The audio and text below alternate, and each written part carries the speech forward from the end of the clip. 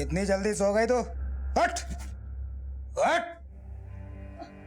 हट हट चल जा खाना लेकर आ मेरे लिए ना।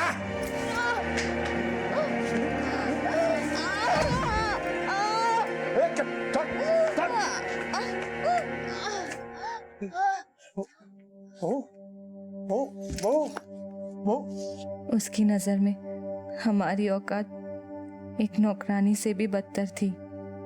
हमारा और कलवा का रिश्ता ऐसे कमरे में सांस लेने जैसा था जहाँ ना कोई रोशनदान था और ना ही किसी रोशनी की उम्मीद। क्या हुआ? बुखार उखार तो नहीं है ना? अरे ये चोट नहीं, रो नहीं, सब ठीक हो जाएगी। दया कब सांत्वना में बदल गई और सांत्वना कब गहरे भरोसे में, पता ही नहीं चला। महसूस ही नहीं हुआ इस रिश्ते ने कब वो पड़ाव छू लिया जिस मंजिल को हमने कभी ढूंढना ही नहीं चाहा था। हम मानते हैं हमारे रिश्ते का इस समाज में कोई स्थान नहीं है, लेकिन हम अपना जमीन तलाश चुके हैं। देखो, हमको सिर्फ इतना जानना है कि क्या तुम दोनों को पहले से पता था कि कलवा ने ही तुम्हारी बेटी को मारा है? हमें सिर्फ ऐसा लगता था और इसलिए तुम दोनों ने कलवा को मार डाला। नहीं मैडम, हमने उसे नहीं मारा। तो फिर तुम्हारी जीप में उसकी लाश को लोड करके ठिकाने किसने लगाया? ये तो हम नहीं जानते, लेकिन हम सच कह रहे हैं, हमने कलवा को नहीं मारा। हाँ, तुमने नहीं तो इसने मारा होगा। और वैसे भी तुम तो इसको बचाओगे ही। मैडम जी, कलवा जब भी हमें मारता पीटता था तब यही हमें बचाते थे, लेकिन ना ही कभी हमने उन्हें मारने का सोचा और ना ही मारे।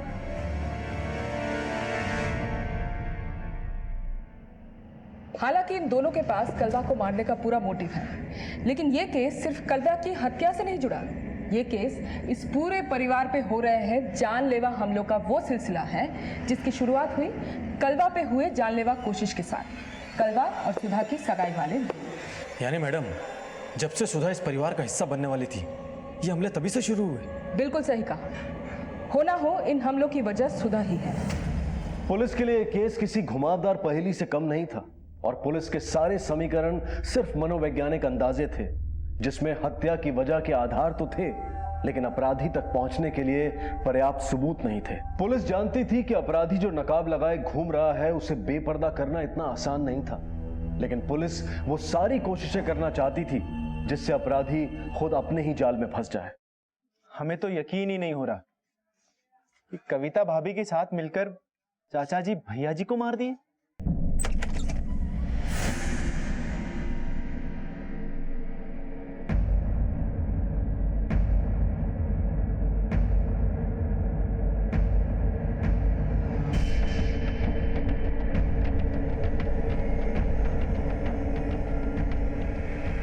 पुलिस ने इसे छोड़ काहे दिया?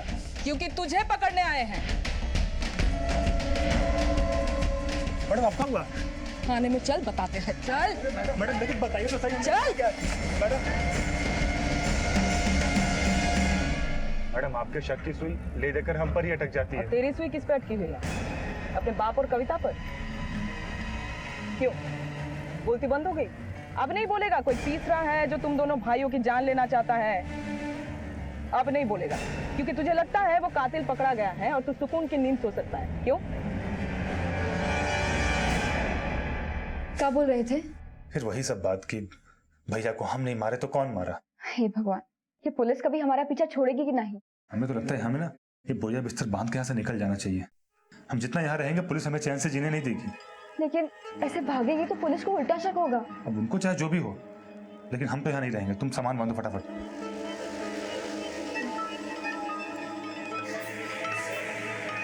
क्या हुआ भैया जी, इतनी सुबह सुबह हमें काहे बुलाए? और ये सामान कहीं जा रहे हो क्या तुम दोनों? हाँ, हम यहाँ से जा रहे हैं। कहाँ? वो हम एक बार पहुँच जाए फिर फोन पर बात करेंगे तुम दोनों से। तब तक तुम दोनों नजर रखना और पुलिस कुछ पूछे तो कह देना हमें नहीं पता। वो सब ठीक है भैया जी, लेकिन आप चले जाएंगे तो हमरा का होगा? हाँ छुट्टन, देखो हम तुमको अकेले नहीं जाने देंगे, हम भी तुम्हारे साथ चलेंगे। नहीं, आप दोनों आओगे तो पुलिस को आप दोनों पर भी शक हो जाएगा। लेकिन तुम्हारे बिना यहाँ भैया जिद ना करो, 1 घंटे में हमारी बस है, तो हम निकलते हैं यहाँ से।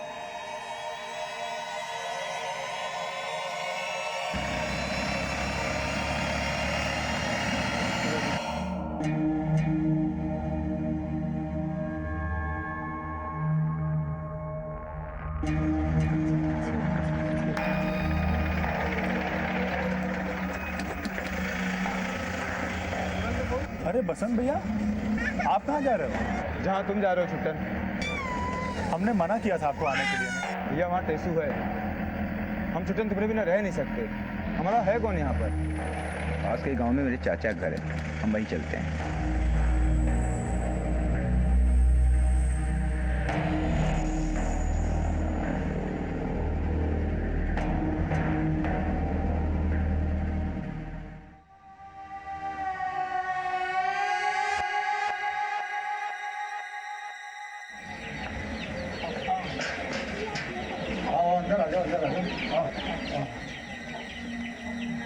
ये है भैया मेरे चाचा का घर, थोड़ा गंदा पड़ा हुआ है, काफी दिनों से खाली पड़ा हुआ है ना। कहा है कि चाचा मेरे दिल्ली में रहते हैं।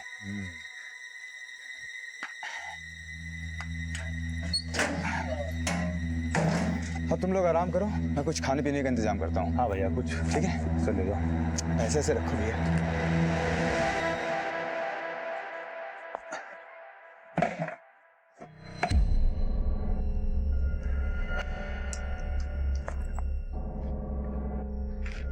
सुनिए, हम जरा नहा के आते हैं।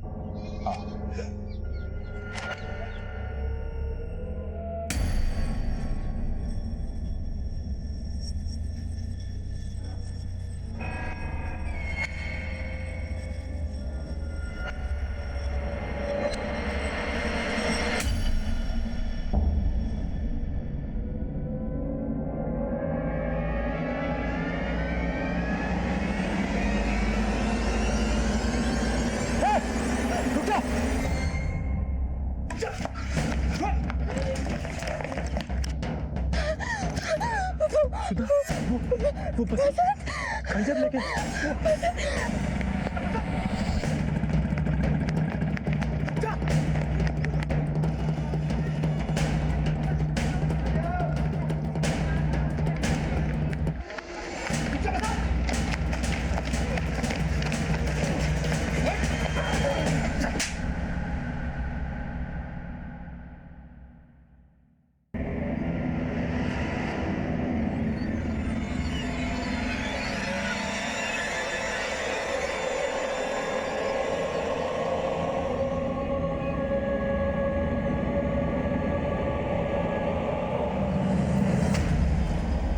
मैडम, ऐसा लग रहा है कि कटिया मारते मारते इसे करंट लग गया हो और नीचे गिर के मर गया हो। बॉडी को पोस्टमार्टम के लिए भेजो और आसपास वालों से पूछताछ कर लो और फैमिली को घर भिजवाओ। जी मैडम।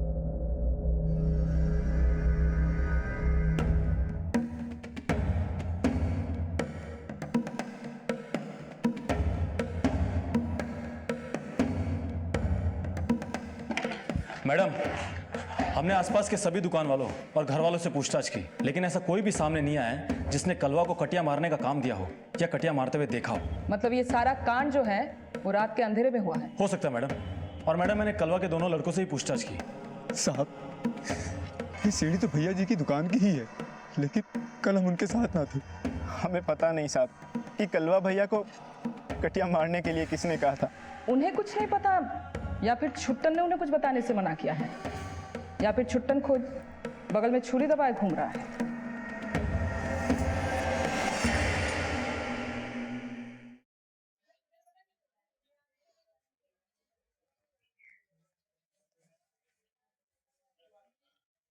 बहुरिया, तो रो ले, नहीं तो मन का बोझ तुझे पगली बना देगा। इस पगली के आंसू तो अपनी बेटी के मातम में ही सूख गए। अब रोएगी तो पगली मगरमच्छ कहलाएगी। अभागी विधवा, अभागी माँ।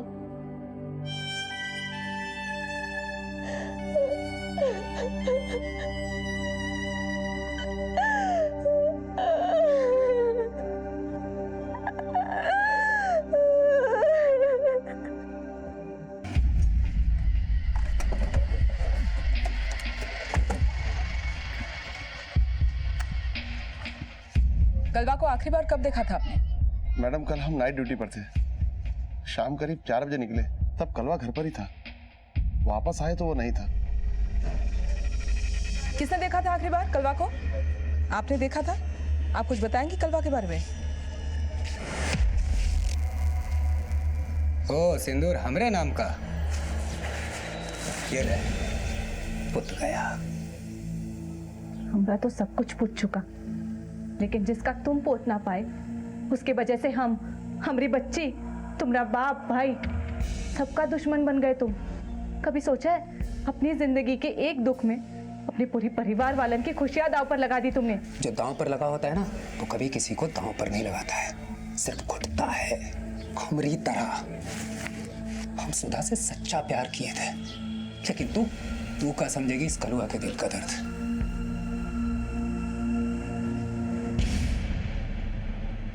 कहाँ गया था वो? कटिया मारने गया होगा। किसका कटिया मारने गया था? कुछ बोला तुमको? तुमको कुछ पता है कहाँ गया था? मैडम, जिस खंबे के पास से भैया की लाश मिली, उस खंबे से पहले हम विक्रम की फैक्ट्री में कटिया मारते थे। उसका फैक्ट्री वो खंबे की बगल वाली गली में ही है। विक्रम से दोस्ती कर लिया क्या? ना मैडम, अरे हम विक्रम से दोस्ती क्यों करेंगे? वो तो कलवा भैया को मिला था और उनको सॉरी भी बोला था। सॉरी? हाँ सॉरी बोला था, लेकिन कटिया मारने को नहीं बोला। तू हमें जहाँ पहुँचाने की कोशिश कर रहा है ना, वहाँ हम होकर आए हैं। हम कटिया नहीं मारते साहब, और मारते तो हमारा काम उस कलुआ से करवाते क्या?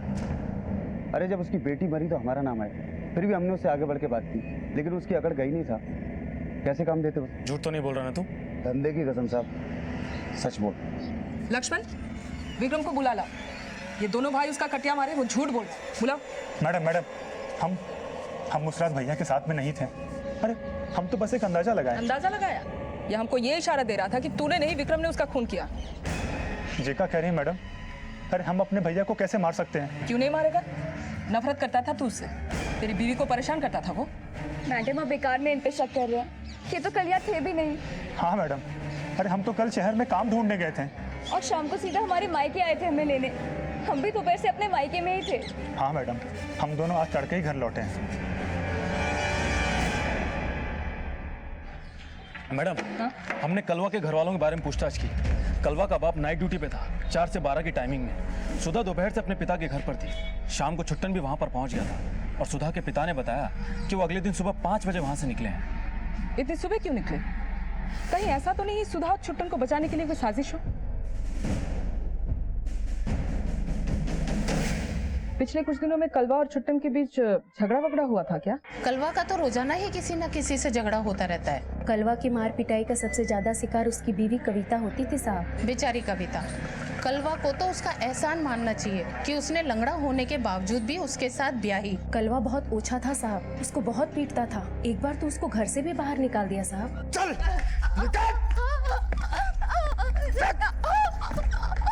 लौट के वापस मत आ जाना, तेरा चरित्र। बेचारी गली के नुक्कड़ पर बैठी रही, जाती भी तो कहाँ मैडम। उसके माँ बाप जो मर चुके हैं, जब ससुर जी आए तब वो उसको अंदर लेकर गए। घबराओ मत, आओ।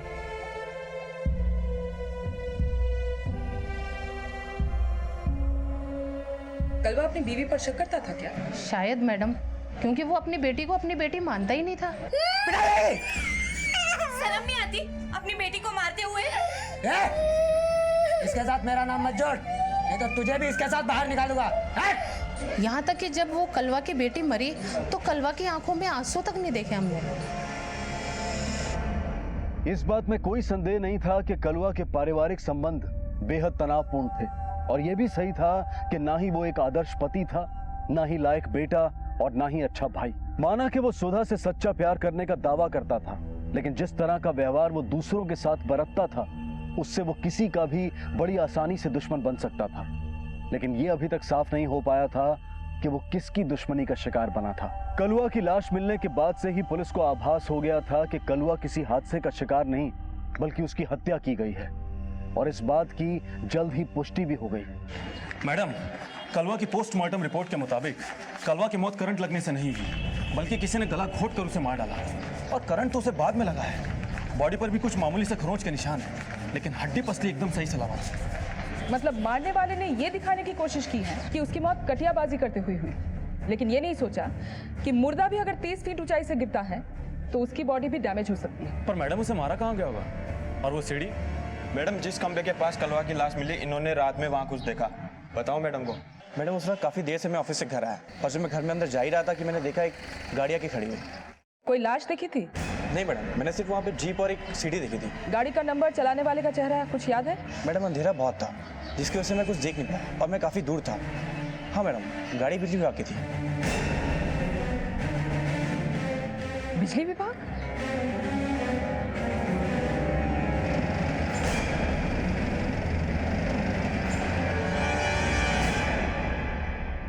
बाबूजी, वो हमारे नौकरी का कोनो बात हुआ का? जब हम बोले तो हमारी सुने नहीं, वो कलवा के सुन के कटियाबाज बन गए। कितना सपना बुने थे तुम दोनों के लिए, सब मिट्टी में मिला दी।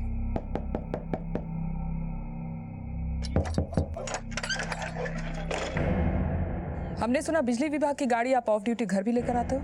जब नाइट ड्यूटी पे रहते हैं तब। जिस दिन कलवा की लाश मिली उसके पिछले रात भी आपकी नाइट ड्यूटी थी? जी हाँ, लेकिन आप कहना क्या चाहती हैं? यही कि उस रात को भी आप गाड़ी घर लाए थे। हाँ, रात को 2 बजे वो गाड़ी उस खंबे के पास दिखी गई जहां कलवा की लाश मिली। ये कैसे हो सकता है मैडम? जरूर आपको कोई गलत सूचना मिली। हम तो 12:30 बजे गाड़ी यहाँ घर के पास लाके खड़ा कर दिए थे और फिर सुबह उठ के गाड़ी वापस ऑफिस में छोड़ा है। रात को 12:30 बजे गाड़ी बाहर लगाई और अंदर आके सो गए, तो गाड़ी क्या खुद चल के वहां पहुंच गई? कोई तो होगा जो उस गाड़ी को वहां तक लेकर गया होगा, आप नहीं तो कोई और सही। नाना मैडम, आप गलत सोच रही हैं। अरे उस रात तो हम अपने ससुराल में थे। हाँ, ये हमने पता कर लिया कि उस रात को तुम अपने ससुराल में थे और अपने ससुर जी को अच्छी तरह पट्टी पढ़ा कर आए हो ताकि वो ये बोले कि तुम दोनों मियाँ बीबी उस दिन सुबह वहां से निकले थे। लेकिन निकले थे तुम रात को ही, कलवा की लाश को जो ठिकाने लगानी थी। मैडम, आपको बार बार ऐसा काहे लगता है कि हमने अपने कलवा भैया को मारा है? ये सही कह रहा है मैडम, ये कभी अपने भैया से चिल्ला के बात नहीं किया। हाथ उठाना तो बहुत दूर का बात। हाँ, तो फिर आप ही बताइए गाड़ी वहां तक पहुंची कैसे? यही बात हमारी भी समझ में नहीं आ रहा है। चाबी कहाँ रखते हैं? वहाँ खूंटी पे।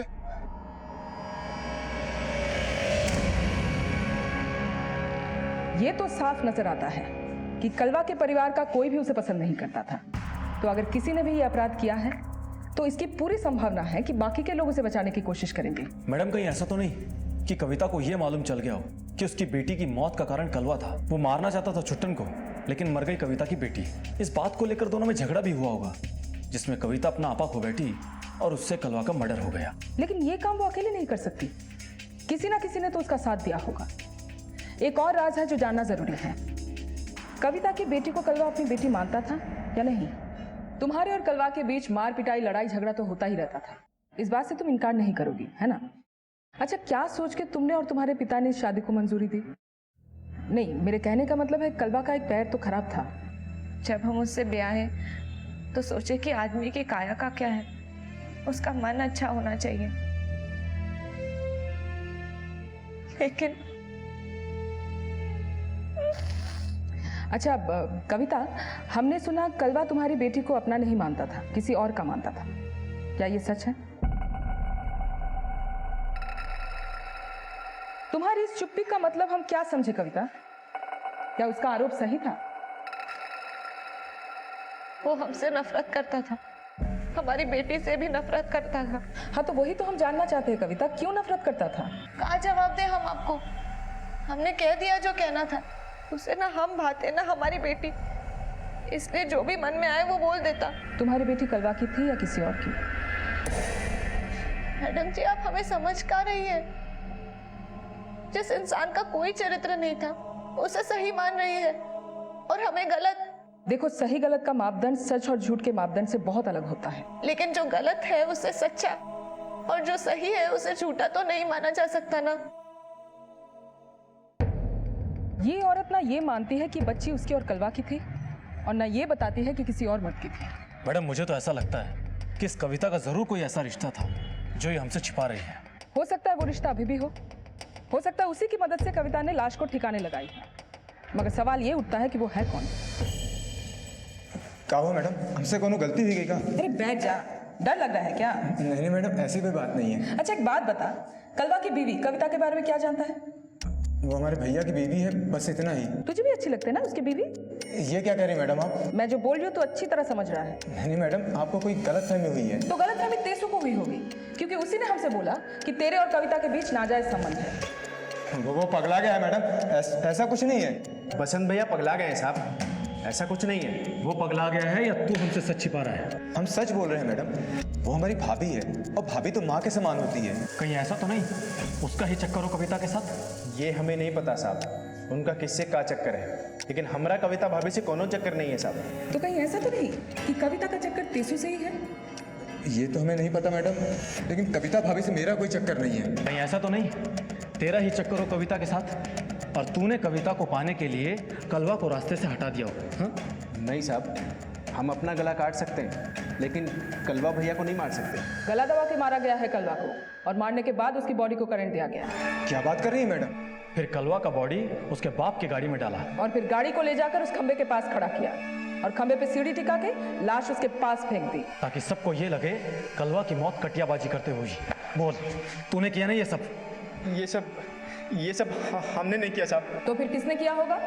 कौन दुश्मन पैदा हो गया तुम्हारे भैया जी का? ये आप क्या कह रही है मैडम?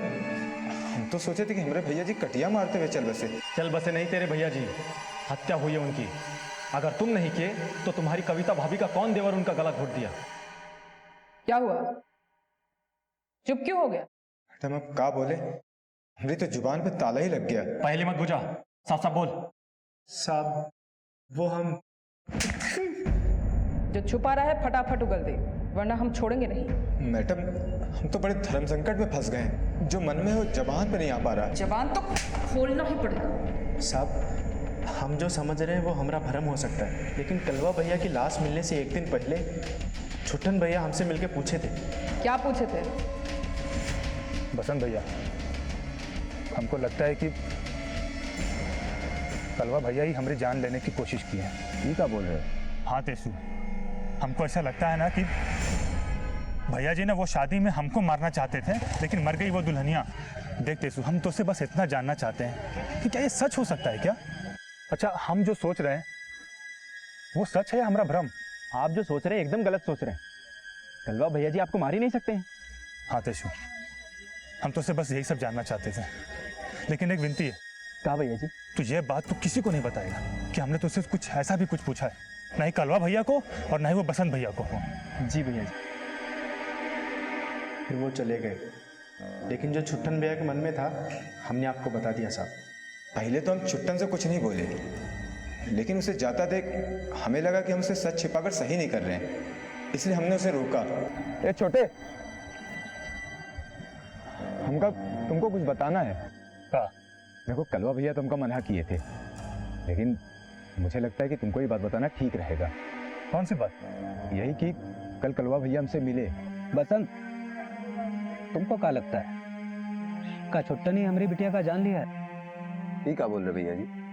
आप तो कह रहे हो विक्रम ने कांड किया। हम बोले थे, लेकिन उस बहन के भैया को हम मार मार के दुखी हो चुके हैं। हमको नहीं लगता है कि उसने हमारी बिटिया को मारा है, कैसे कि वो कटिया थोड़ी ना डाल सकता है। ये बात तो सही है भैया जी, लेकिन छुट्टन का मारेगा अपनी भतीजी को? देखो छुट्टन, तुम्हारी तरह कलवा भैया का भी गलतफहमी हो रही है। हम तो कहते हैं तुम और भैया बैठ के गलतफहमी दूर कर लियो। फिर छुट्टन वहां से चला गया। उसके बाद हमें नहीं पता मैडम कलवा भैया और छुट्टन के बीच क्या हुआ। पुलिस को शुरू से ही लग रहा था कि कलवा और छुट्टन पर हुए जानलेवा हादसे शायद दोनों भाइयों के बीच आपसी रंजिश का ही नतीजा थे, लेकिन छुट्टन ने यह बात कभी नहीं मानी थी कि वो कलवा से किसी भी तरह की नफरत करता था, और कलवा से तो पूछताछ करने का मौका पुलिस को मिला ही नहीं, क्योंकि उसकी हत्या हो चुकी थी। पुलिस जिस समीकरण के आधार पर इस केस को एक निर्णायक मोड़ देना चाहती थी, उस समीकरण से कलवा की हत्या का सबसे ज्यादा शक छुट्टन पर जाता था, और यह भी माना जा रहा था कि उसकी पत्नी सुधा भी शायद इस अपराध में बराबर की भागीदार हो। लेकिन उनको रिमांड में लेने के लिए पुलिस के हाथ अभी तक कोई ठोस सबूत नहीं लगे थे, और जो सबूत पुलिस के हाथ लगने वाले थे, क्या वो सुधा और छुट्टन को दोषी ठहराने के लिए काफी थे? मैडम, बिजली विभाग की जिस गाड़ी का भीम सिंह ड्राइवर है, उसकी फॉरेंसिक रिपोर्ट आ गई है। उसकी गाड़ी से जो जला हुआ बाल हमें मिला था, वो कलवा की बॉडी के बाल से मैच हो गया है। मतलब उसी गाड़ी से कलवा की लाश को उस खंबे तक पहुंचाई गई? लेकिन ये काम भीम सिंह नहीं कर सकता क्योंकि उसके पास अपने बेटे को मारने का कोई मोटिव ही नहीं। लेकिन सुधा और छुट्टन के पास पूरा मोटिव है। छोड़िए मैडम हमारी छोड़िए हमें। हमने कुछ नहीं किया। मानेंगे, चल पहले थाने छोड़िए हमें। मैडम हमने सच कह रहे हैं, हमने कुछ भी नहीं किया। मैडम हम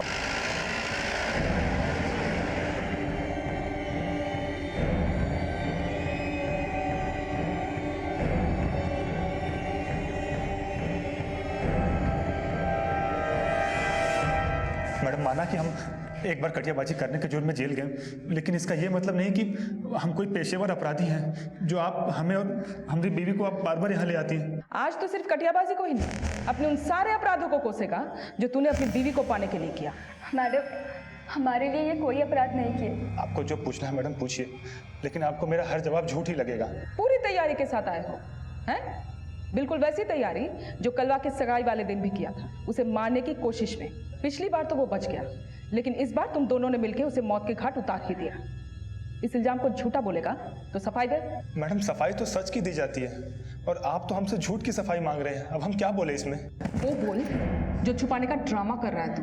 तुझे अच्छी तरह पता था कि कलवा ने तुझ पर जानलेवा हमला किया, इसीलिए तूने। नहीं मैडम, हम तो सिर्फ सोचे थे ऐसा। अच्छा, ऐसा सिर्फ सोचे थे? तेरे शक की सुई तो कभी विक्रम पे कभी तीसरे पे अटकती है। हम बताएं क्यों? क्योंकि तू डर गया। तुझे लगा कि अगर कलवा पकड़ा गया तो ये बात भी सामने आएगी कि तूने ही उसे मारने की कोशिश की इस लड़की को पाने के लिए। नहीं मैडम, भैया को सिर्फ गलत फहमी थी, बाकी ये सच नहीं है। ये सच नहीं है तो पहले क्यों नहीं बताया हमको रे? मैडम यही तो भूल हुई है इनसे। हम इन्हें बोल रहे थे जो लग रहा है पुलिस को बता दे, लेकिन ये हमारी एक नहीं सुने। सोच क्या रहे हो? चलो पुलिस को सब बता देते हैं। ज्यादा उतावली ना बनो, समझी? पहले हमें ठीक से पता करने दो, तभी हम आगे बढ़ेंगे। मैडम यही बात कंफर्म करने के लिए हम तेसु और बसंत भैया से भी मिले, तो उनका भी यही कहना था कि हम दोनों भाइयों के बीच में जो ये गलत फहमी है उनका दूर हो जाना ही अच्छा है। गलत फहमी दूर करना था या कुछ और, लेकिन तेरे ही हाथों कलवा का खून हुआ। फिर तुम दोनों इसके मायके चले गए ताकि तुम अपने बचाव में सबूत खड़े कर सको। फिर देर रात घर वापस आया, अपने बाप की गाड़ी की चाबी चुराई, उस गाड़ी में लाश और सीढ़ी डाल के उसको ठिकाने लगाया। नहीं मैडम, ये झूठ है। माना कि हम भैया से मिले थे और ये गलत फहमी दूर करने का कोशिश की है, लेकिन हमने ऐसा कुछ नहीं किया था।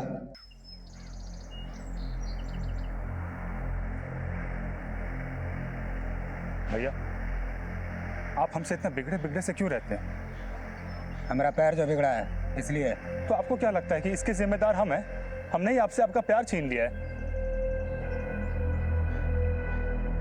भैया हम अपनी मरी हुई माँ का कसम खा के कहते हैं, हमने कभी आपका बुरा नहीं चाहा, लेकिन अगर आपको ऐसा लगता है तो हम नदी में कूद के अपनी जान दे देंगे, लेकिन आपको अपनी हत्या के जुर्म में हम जेल जाता हुआ नहीं देख पाएंगे।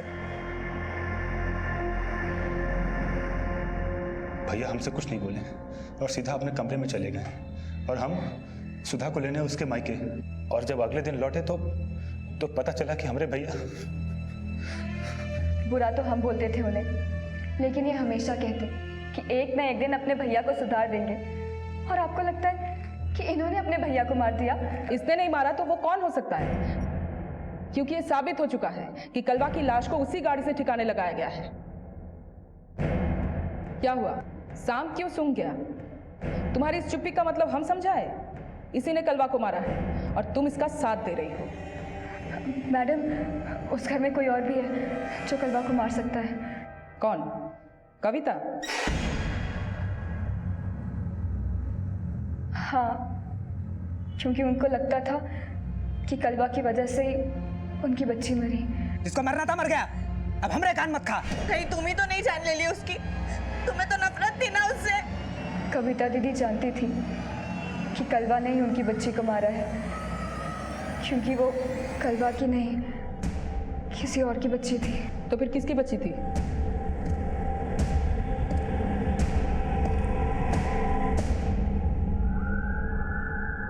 तुम अपनी जिस बेटी का हत्यारा कलवा को मानती हो, उसका असली पिता कौन है? देखो छुपाने से तो कोई फायदा है नहीं, बेहतर यही होगा सच खुद ही बता दो।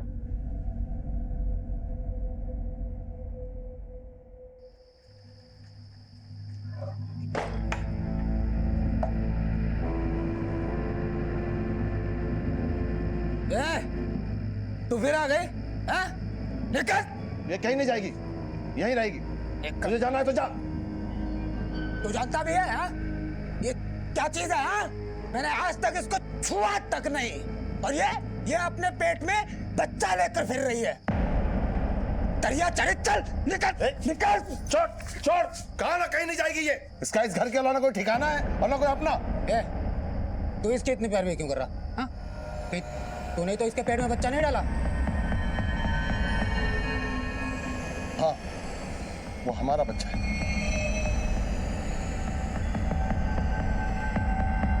इस पूरे परिवार पे हो रहे हैं जानलेवा हमलों का वो सिलसिला है जिसकी शुरुआत हुई कलवा पे हुए जानलेवा कोशिश के साथ, कलवा और सुधा की सगाई वाले दिन। यानी मैडम, जब से सुधा इस परिवार का हिस्सा बनने वाली थी, ये हमले तभी से शुरू हुए। बिल्कुल सही कहा। हो ना हो, इन हमलों की वजह सुधा ही है। मैडम, आपके शक की सुई ले देकर हम पर ही अटक जाती है। एक बात बता, याद करके बता, कलवा और सुधा की सगाई वाले दिन जैसा हादसा हुआ था, वैसा कोई हादसा तेरी शादी वाले दिन हुआ था जो टल गया बाद में? हाँ मैडम, याद आया। उस दिन हमने एक कार भाड़े पे ली थी और हम सैलून के लिए जा रहे थे कि तब तक गाड़ी का ब्रेक फेल हो गया। हम तो चलती गाड़ी से कूदकर अपनी जान बचा लिए। अच्छा, उस गाड़ी के आसपास किसी को देखा था? हाँ मैडम, बसंत था, उसके पास ही उस गाड़ी की चाबी थी। बसंत? अच्छा सुन, अगर बचना चाहता है तो हम जैसा बोलेंगे तू वैसा ही करता जाएगा। अब बोल, क्यों किया ये सब? बोल। मैडम, हमने जो भी किया अपने प्यार के लिए किया, अपनी सुधा के लिए किया। सुधा को हम बहुत प्यार करते थे, उसे अपना बनाना चाहते थे। सुधा सिर्फ मेरी है, लेकिन वो कलवा हमारे रास्ते में आ गया।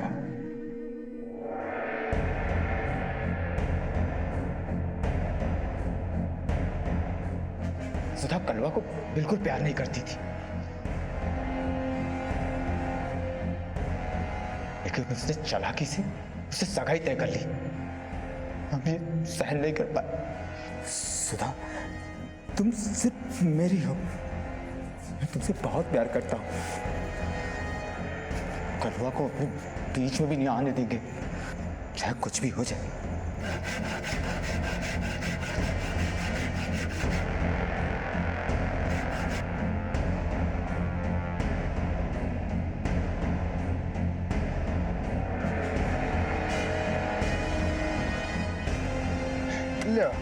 ये ले भैया जी, लग गई सीढ़ी।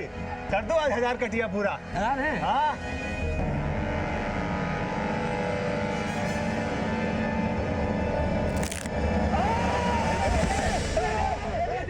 कलवा को मारना चाहते थे, लेकिन वो बच गया। सुधा का सगाई तो टूट गया, लेकिन अब वो छुट्टन हमारे रास्ते का रोड़ा बन गया।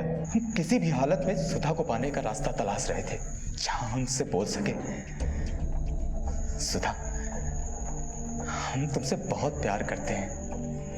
लेकिन छुट्टन को जान से मारने की सारी कोशिशें नाकाम रहीं।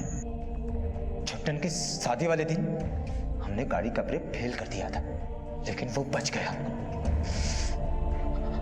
हमारी किस्मत हमको बार बार धोखा दे रही थी, और जब छुट्टन और सुधा का शादी हो गया तो हम सोचे अभी भी सुधा का विधवा करके हम अपना बना सकते हैं। बस अपने मकसद को पूरा करने के लिए हम कलवा के घाव पूरे देने लगे। भैया जी, ये बात बोलना ठीक तो नहीं है, लेकिन बोले बगैर रह भी नहीं पा रहे। क्या है बसंत, बोलना। हमने धीरे धीरे कलवा के कान भरने शुरू कर दिए और कलवा को यकीन दिला दिया कि छुट्टन ने सुधा को पाने के लिए उसको जान से मारने की कोशिश की थी। वो बहकने लगा और विक्रम की बहन की शादी वाले दिन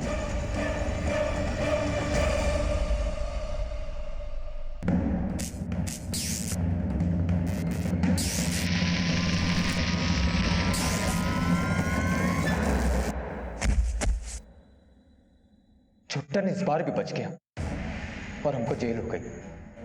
जेल से आने के बाद हमने देखा कि विक्रम उसको जान से मारने की धमकी दिया।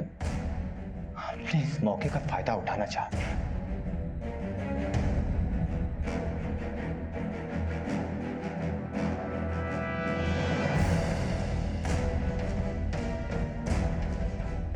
छुट्टन इस बार भी बच गया और कलवा की बेटी मर गई। तो इस बार कलवा को नहीं पता था कि तूने छुट्टन को मारने की कोशिश की? हाँ मैडम, लेकिन जब कलवा की बेटी मरी तो हम सोचे कि काहे ना कलवा को यह कह के भड़काएं छुट्टन इस बार भी बच गया और कलवा की बेटी मर गई। तो इस बार कलवा को नहीं पता था कि तूने छुट्टन को मारने की कोशिश की? हाँ मैडम, लेकिन जब कलवा की बेटी मरी तो हम सोचे कि काहे ना कलवा को यह कह के भड़काएं कि छुट्टन ने उसकी बेटी को मारा है। भैया जी, छुट्टन हमसे जेल में बोला था, उसे आप पे शक हो गया था कि आपने ही उसे मारने की कोशिश की है, इसीलिए उसने आपसे बदला लिया आपकी बिटिया का मार के।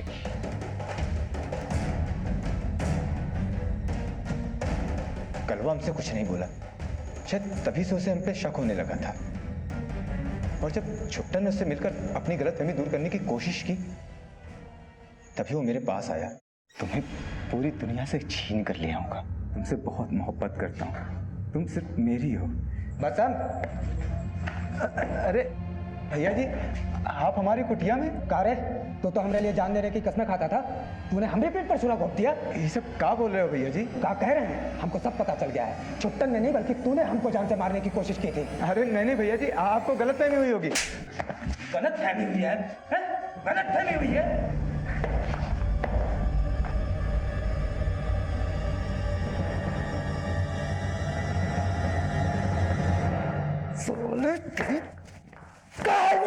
साला दो कौड़ी का हमरे सुधा पर हाथ लगा के बैठा हुआ था। मेरी सुधा की फोटो की थी, मेरी सुधा की फोटो फेंकी मेरी सुधा की, फोटो फेंकी मेरी सुधा की।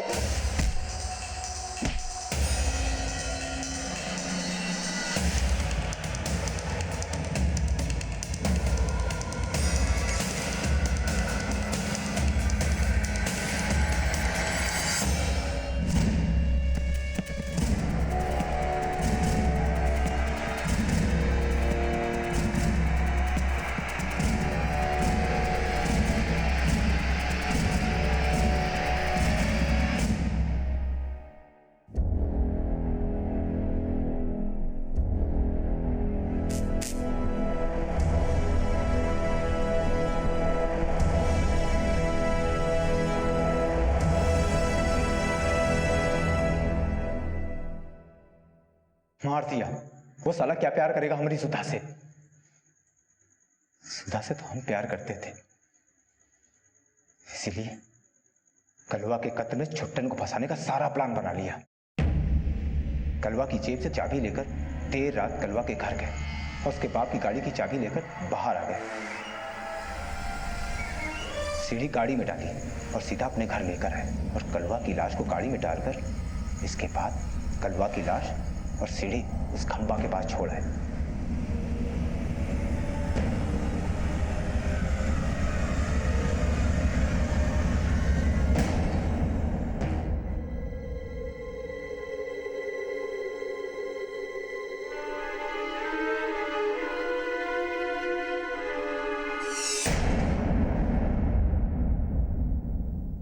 तूने जो किया वो प्यार नहीं, पागलपन है।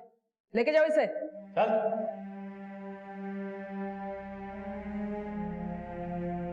हिंसा को प्यार की परिभाषा देने वाले सरफिरे जब अपने आप को प्रेमी मानकर प्यार पर अपराध का रंग चढ़ाने की भूल करते हैं तो उन्हें लगता है कि वो जो कुछ भी कर रहे हैं वो सही है, क्योंकि प्यार में तो सब कुछ जायज होता है। बसंत ने दावा तो किया कि वो सुधा से सच्चा प्यार करता था, लेकिन सुधा को पाने के लिए उसने सिर्फ नफरत को ही अपना हथियार बनाया।